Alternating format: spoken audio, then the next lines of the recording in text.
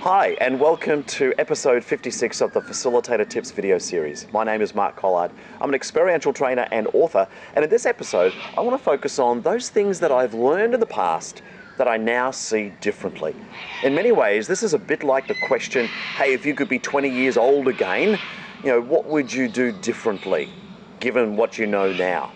And so I'm going to look at, over the course of my career, things that I particularly learned fairly quickly or understood early in my career that I now see really differently through very different lenses.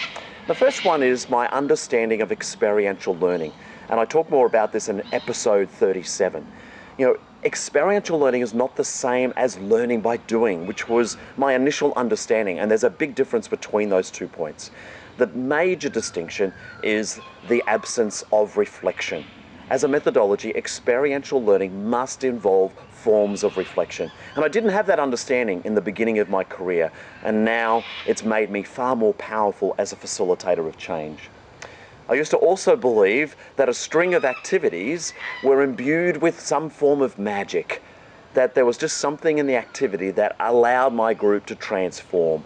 And that's just not true, because I've seen the same activities led by other facilitators and colleagues, and they get a really different result, or indeed some of the people I train doing the same activities, and they get a very different result. So there is no magic in the activities.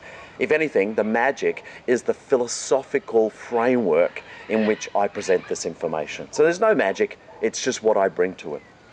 Being myself. To be fair, and I will freely admit this, that in my first 5 years professionally, I was trying to be my heroes and heroines, doing what they did. And look, that worked. But as I gradually became more comfortable in my own skin, I discovered that that was actually more important. And that was exactly what my heroes and heroines were doing, was being themselves. So again, I see that differently. I'm not trying to be something I'm not. I'm trying to be authentically me in front of my group. And finally, and this has grown gradually over the course of particularly the last 10 or 15 years, the power of connections. The more time and energy, and it always takes that, the more time and energy I can invest in my group to help them connect, the more it will amplify whatever we're trying to get done. Again, I can give you more details about that in episode 38 of this series. So they're just 4 things that in particular are really critical about what I've understood back then has now changed in my career now.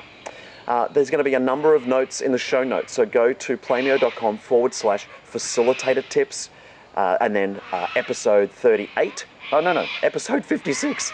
Anyway, the show notes will have the correct link. Go there and learn more information about this episode. Until then, I'll see you later. Bye-bye.